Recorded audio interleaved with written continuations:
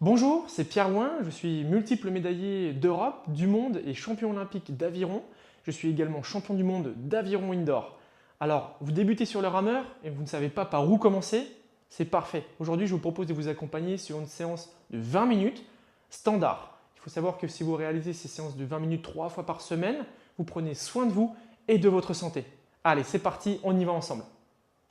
Pour cette séance, et donc pour réaliser ces 20 minutes effectives ensemble, je vous propose tout d'abord un petit échauffement de 5 minutes où on va revenir sur la décomposition technique du geste pour être sûr de faire les choses dans l'ordre et d'arriver bien chaud.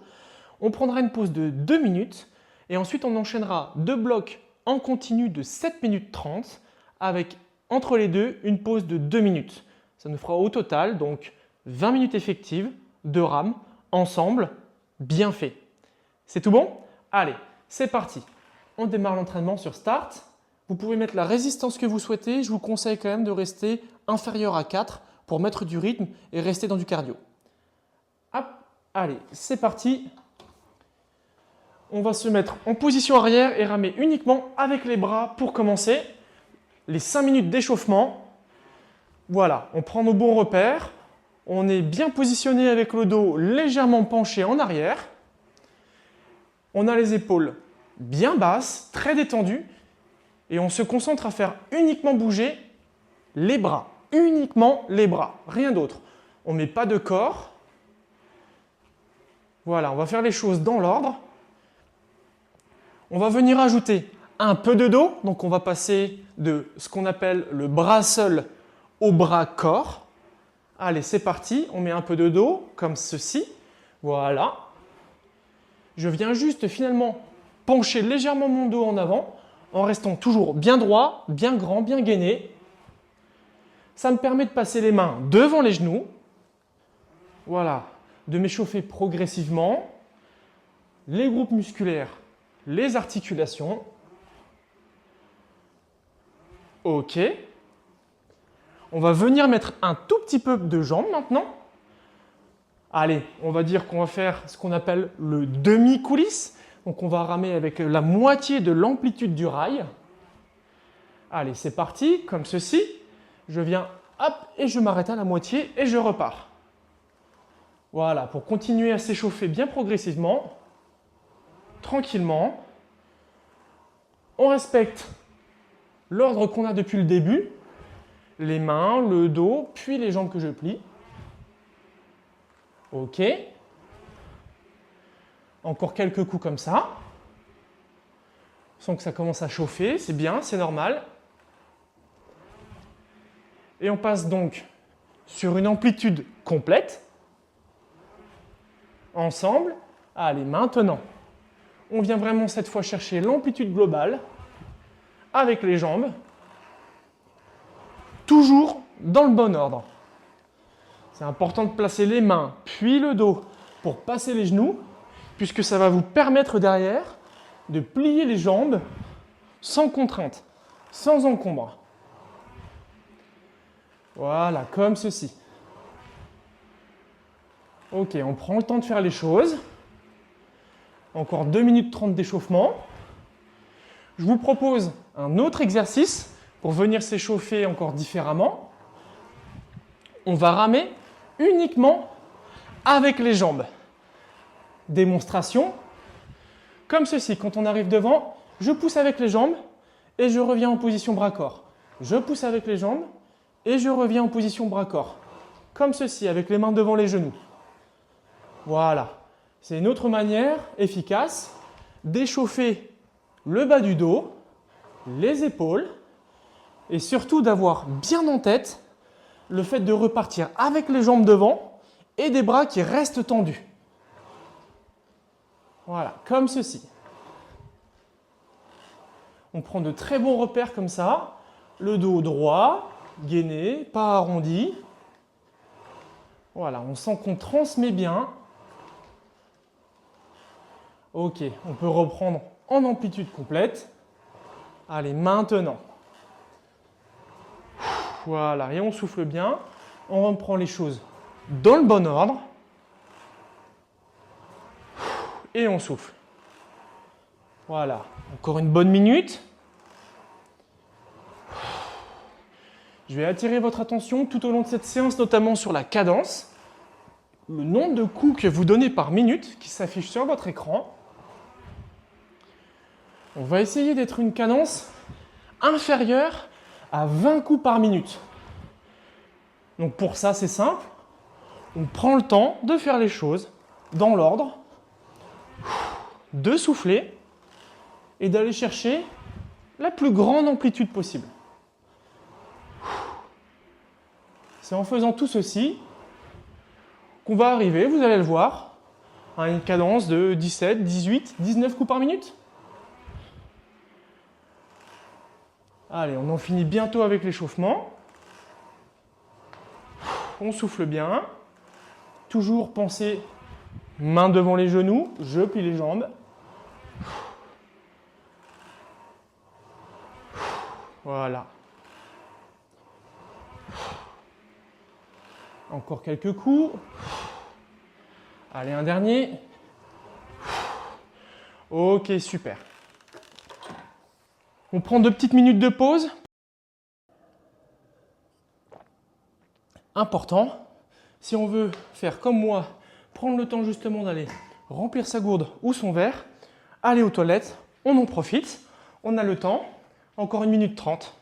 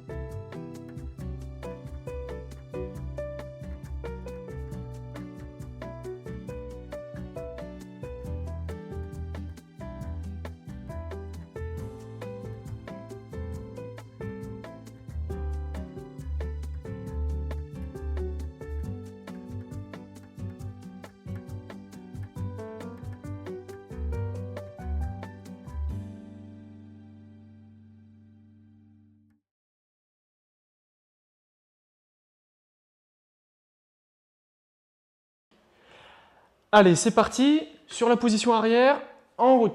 Pour 7 minutes 30, on est parti ensemble. Allez, tout de suite, on reprend ce qu'on a bien vu dans l'échauffement avec le bon ordre technique. Les mains devant les genoux. Voilà. Et ensuite, je viens plier les jambes. Voilà. Et on souffle bien dès le début. Ok. Voilà, si on fait les choses dans le bon ordre, vous verrez qu'on a un bon retour du coach virtuel sur les questions de mouvement notamment, de rythme. On essaie d'aller chercher à chaque coup la plus grande amplitude possible, à la fois avec le corps, mais sans s'arrondir, sans exagérer de trop, et surtout avec les jambes. Donc vraiment, par en dessous, j'essaie d'aller chercher la plus grande amplitude, d'aller toucher finalement la machine devant avec le manche. Voilà, c'est un bon repère. Ok. Et on souffle bien. Voilà, on est ensemble. On a la main éventuellement sur la résistance qu'on peut modifier en cours de route en fonction de vos sensations. Encore une fois, choisissez quelque chose de pas trop dur pour vous permettre de faire tourner convenablement. Ok. Voilà, on souffle bien.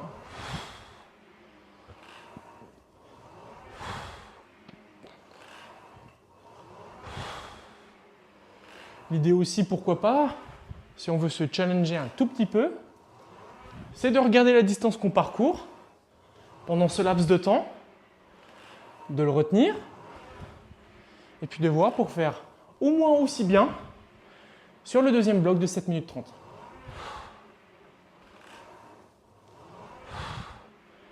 Voilà, on souffle bien, toujours sur les bonnes positions.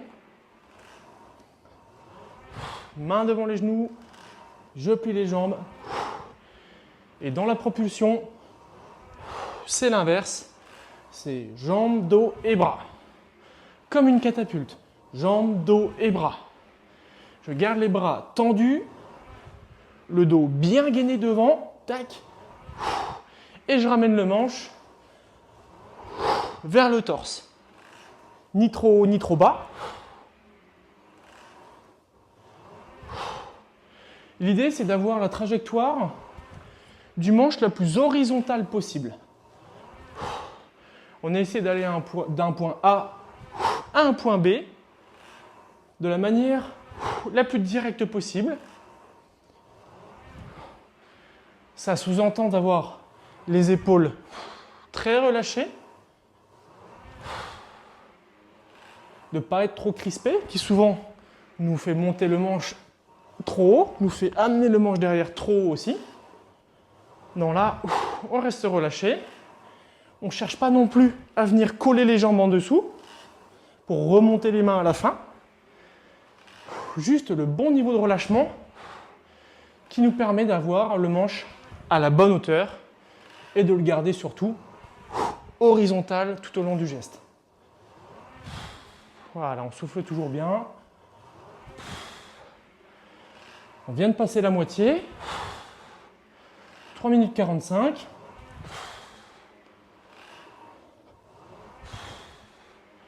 Voilà, on sent qu'avec l'échauffement qu'on a fait déjà juste avant, ça commence à plutôt bien chauffer. On commence à avoir fait aussi un peu de distance.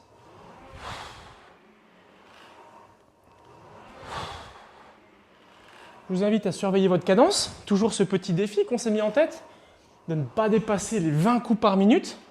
On essaie, c'est un repère. On n'est pas obligé de s'y tenir, mais c'est quelque chose qui va nous obliger à prendre le temps de faire les choses, de placer les mains devant les genoux, de monter les jambes sans se jeter vers l'avant.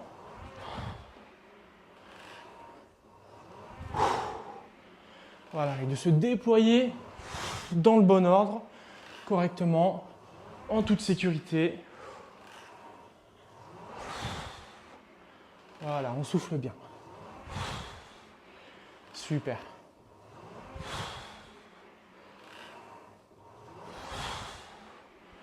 On sent qu'on est bien en position de force lorsqu'on arrive devant.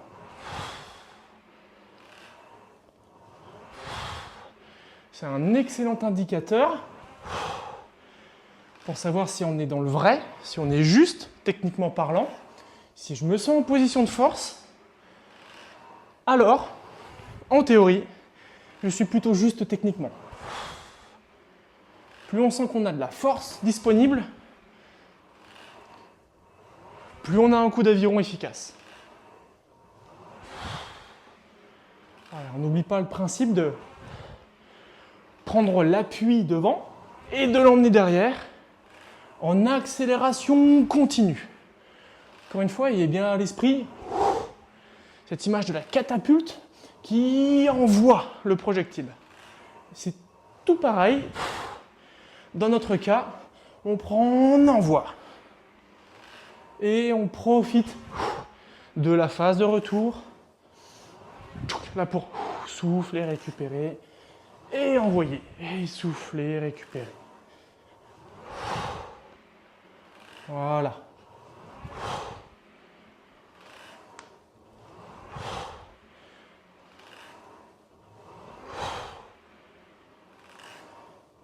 Allez, toujours bien concentré sur la dernière minute.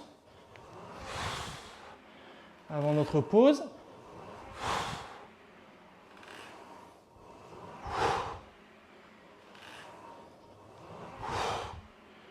Ok.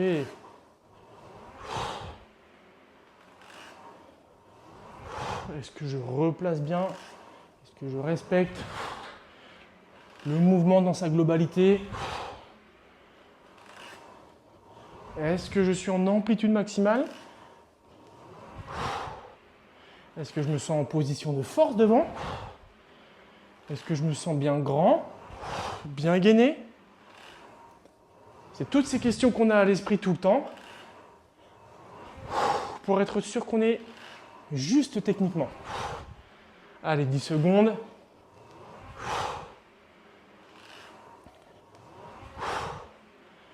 Allez, un dernier coup. Ok, super. Allez, on profite de cette petite pause. On peut enlever les pieds. Voilà. Décale-pied, soufflez un peu. On a commencé à suer convenablement, donc c'est top. On en profite pour boire un peu, continuer à s'hydrater. Important, si on veut faire comme moi, prendre le temps justement d'aller remplir sa gourde ou son verre, aller aux toilettes, on en profite, on a le temps, encore 1 minute 30.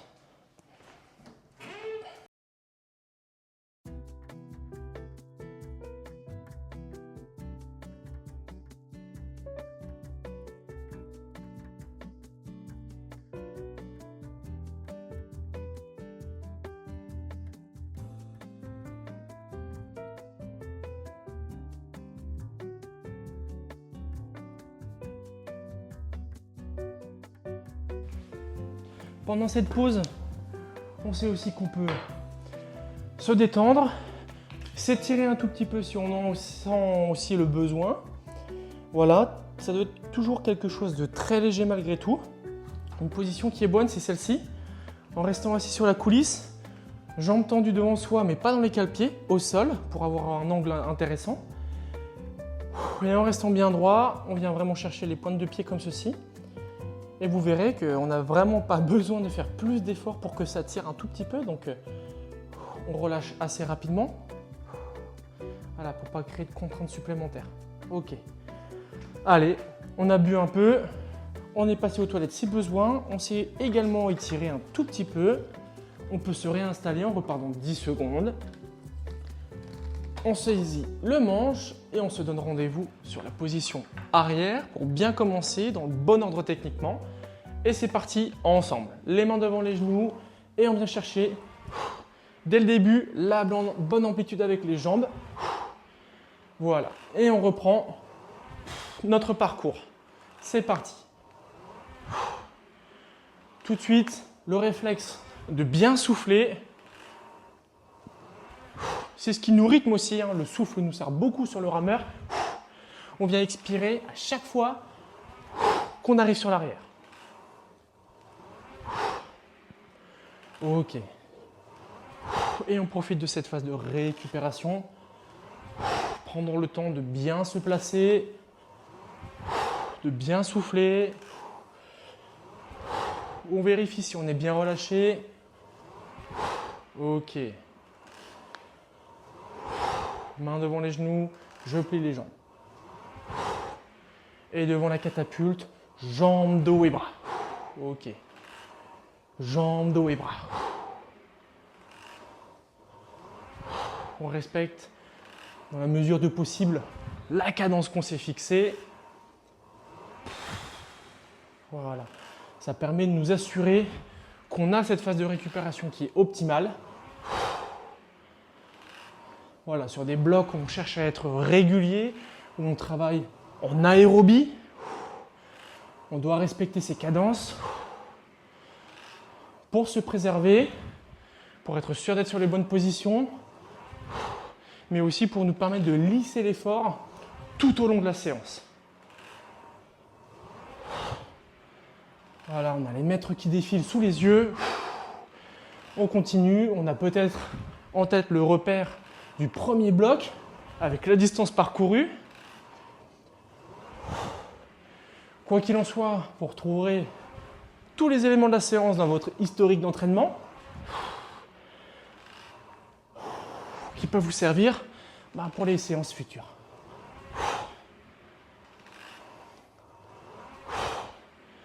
Voilà, on est dans le bon rythme. ensemble. Allez, déjà plus que 5 minutes. Voilà, et on aura fait nos 20 minutes effectives de rameur à utiliser 100% de la chaîne musculaire du corps. On aura pris soin de soi. On l'aura fait en sécurité, de manière non traumatique et en se faisant un peu plaisir, puisque c'est quand même agréable quand on a un bon rythme, qu'on fait les choses dans l'ordre. On sent que le rythme nous procure un peu de sensation. Voilà. Toujours cette amplitude maximale. Ce bon placement. Main devant les genoux, je plie les jambes. Jambes, dos et bras. Jambes, dos et bras. Jambes, dos et bras. Je me concentre à garder les bras tendus. Sur le début de la poussée, les bras viennent vraiment finir le mouvement. Ok, ça passe par aussi un bon gainage, surtout sur le début du cou, où on cherche finalement à transmettre la puissance des cale-pieds aux manches. Voilà, il faut vraiment faire le lien entre l'un et l'autre. Ce qu'il y a entre les deux, c'est notre dos, notre gainage. C'est ce qui fait le transfert. Voilà. On souffle bien. Allez, on a largement passé la moitié. Bientôt plus que 3 minutes. À souffler, à ramer ensemble. On surveille toujours du coin de l'œil notre cadence. Les mètres et les kilomètres qui défilent.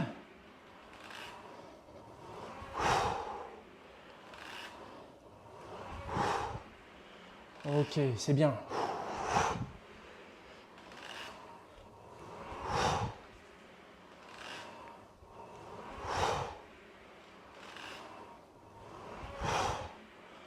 On est vraiment dedans, hein. On sent qu'on commence à bien suer.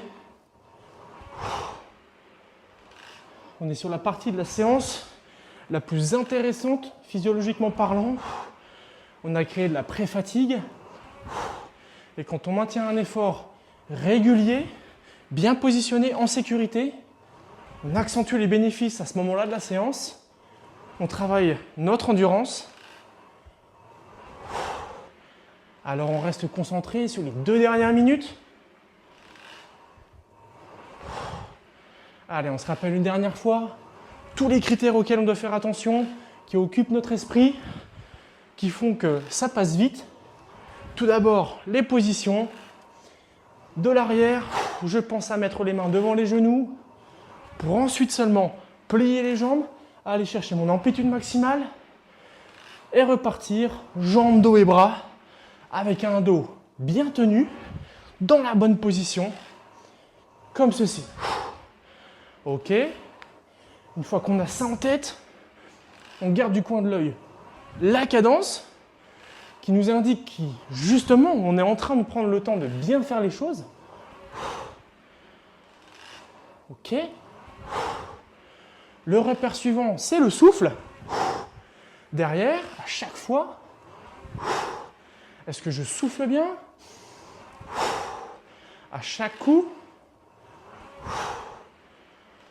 Ok, et ensuite, l'ultime repère, c'est le rythme global.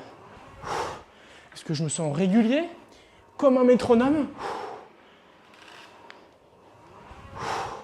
Voilà, est-ce que j'ai l'impression de répéter mon mouvement de manière fluide, efficace? Est-ce que je me sens en position de force à chaque coup? Et on se répète tout ça en permanence. C'est notre fil conducteur jusqu'au bout. Ça va nous emmener encore sur les 30 dernières secondes. Allez, on souffle bien.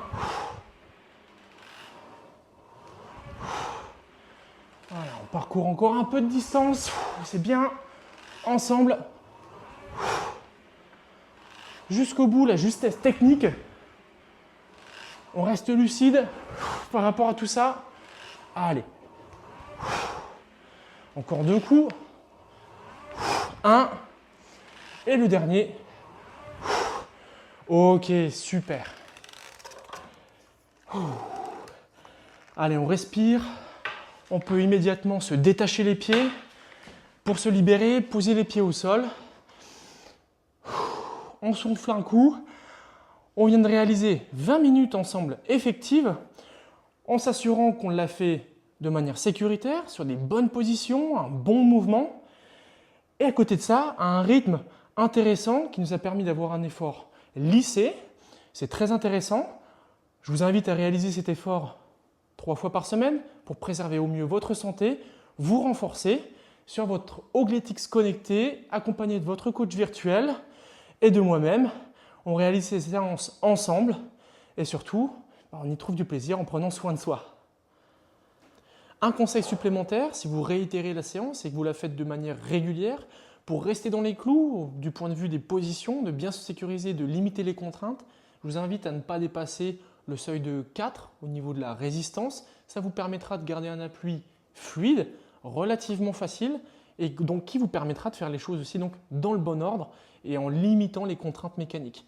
Donc pour cette séance, on se limite à un level 4 en résistance maximum et on essaie de faire tourner de la manière la plus fluide possible.